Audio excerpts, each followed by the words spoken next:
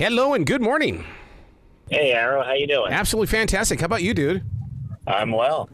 How was everything on the show today? It was good. Actually, I forgot we were off. So, I probably could have done this earlier, but I figured, this is our standard time, so why not? Right. What do you do on that show? I'm the producer. Nice. I book the guests and come up with show content and all the ancillary stuff, pre and post production that goes along with it. So. You totally get it, don't you? And the reason why I bring that up is because I'm also a broadcast instructor, and taking our journeys of being these producers and writers and researchers, they don't understand that is a huge part of the journey. It is, yeah. I mean, the whole idea is to make it seem like it's kind of spontaneous, right? Like it's just extemporaneous thinking and talking, but there's a lot of planning that goes into it, and to make it sound slick and well produced. Absolutely. Well, I got to tell you, I've been in radio for 44 years, all because of the Monkees. They were my first 45s. I mean, stepping stone. I mean, I'm a believer. I would sit there in that room and pretend that I was Wolfman Jack over and over and over again. Well, you're speaking my language, man. It's the same. I don't say I'm in radio because of the Monkees, but I came along in the second wave in the '80s when MTV and Nick at Night were showing the reruns, and I just loved it. I just thought it was really good '60s music. I wasn't there for the first wave where they were being compared to the Beatles and everybody else who was coming out, and people saying they're a manufactured pop group. I just thought it was great music, and it was just fun to be able to see the guys pretend to sing and play along on the TV show. And to be with them personally, because, I mean, they were not afraid of their fans at all. They would let you get up there, shake their hand, and have real honest-to-God conversations. Yeah, absolutely, because I think, I think they were striving to be genuine, and I think that's part of it. You always want to meet with the people and the fans and let them know that means something to them, and I think they did that really well, even up till today with Mickey Dolenz. He's at Sirius XM. I've seen him walking around a few times, and he's always been gracious and happy to talk to anybody. When it comes to the autographs of the Monkees, one of the things that I did it was after an episode with Peter Tork. It was like I put all the stuff away because I didn't want natural air to harm this piece of history. Yeah, right. He was quite an interesting guy. The first one to leave the Monkees, and really a prolific musician. But not the funny thing about Peter is he's so well known. I think it's really for that haircut. Yeah. But he didn't really produce a lot of material for their catalog. But the stuff he did produce is really good. Well, I got to tell you, I actually believe that I lost one of my jobs in radio because of Peter Tork. And the reason why is because Peter was there to visit with a jock on a different radio station in the building. And I went out and said, no, you come on our show first. Not a good move, dude. It created a huge war. You usurped the big show. I did. But see, they made themselves so readily available, especially when it comes to Mickey and Peter and Mike. Mike was a brilliant conversation. Did you ever go deep into his thoughts? Yeah, I've heard him. He's a really deep, super intelligent guy.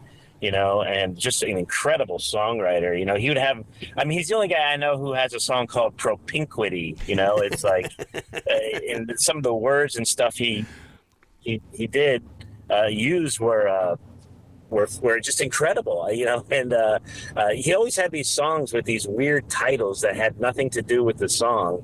But I love that. I love that about him. I always thought of that as being hidden speak, because a lot of writers will use hidden speak in order to keep the listener or the viewer away from what they're truly feeling. Yeah, and it was a real '60s thing too. It wasn't he wasn't the only one to do that, but he probably did it the most. Like Tapioca Tundra, and it's like you wonder how he came up with these things and what the hidden meaning was. I've never really been able to figure that out.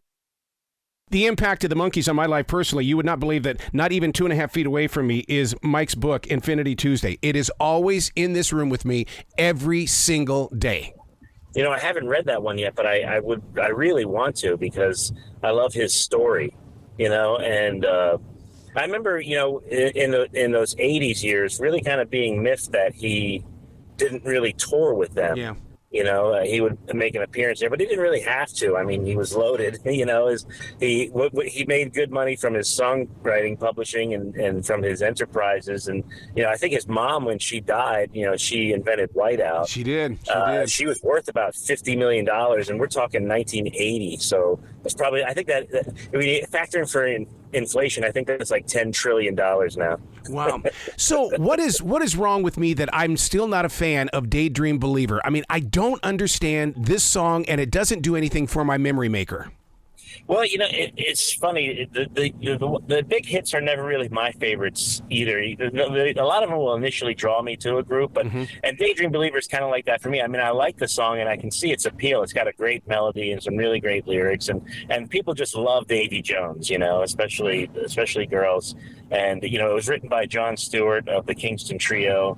And I don't know, some of them just click, and that one did. And I can't explain it, but it does have a catchy melody, so I can understand why people like it. But it's definitely not in my top 10.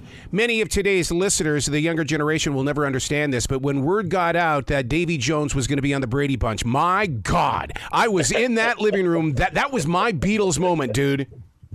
Yeah, right. That was, that's carried on. I remember there was a movie, I think High School High, I think it was. And it had John Lovitz. It was just a stupid '90s movie, and he comes walking out on the stage in this high school where everybody's like into hip hop, and Davy Jones gets like a smattering of applause, but all the female teachers are just like rushed to the front of the stage and they just start swooning over him. It's really funny, but he had it, man. All 5'3" of them. Wow. The main subject that we're talking about today, the Monkees, of course, but something very big happened on September 12th, 1966. It's a time in history that I guarantee we will never forget, but we've got to keep pushing it forward so other generations don't forget it as well. Yeah, and it's kind of easy to push that one forward because we have 58 episodes to show people. It's something tangible. It's something that people can see and hear and really be attracted to. I still like to occasionally go on YouTube and watch a video of theirs from the show. A lot of them were really finely produced. Yeah. Let me ask you a question. Why is it that we didn't get a Milli Vanilli moment out of the Monkees? Is it because they were using their real voices? I think that's a big thing, yeah. That and they did play on a lot of their songs, even from the beginning, and Mike and Peter especially. Peter and Davey came on, joined that a little bit later. They were more the performers of the show, or the actors, the guys who came in. I call them the actor first Monkees. That was Mickey and Davey, and then the musician first Monkees were Michael and Peter, and they were genuine. They were Michael and Peter particularly had the backgrounds that a lot of guys from that generation had, like Stephen Stills and David Crosby. They started off in folk, and Peter Tork was in Greenwich Village. That's where he met Stephen Stills, who he had a lifelong friendship with. So Mike was a folk musician in San Antonio, Texas, and there's actual recordings of them out there playing live and stuff. So they had the chops, and they were both really good musicians. Oh my God! You just the fact that you're talking about Michael being a part of Texas, sitting down and having a real honest to God conversation with him, and that Southern drawl, he doesn't hide it, man. There's no acting when he would speak.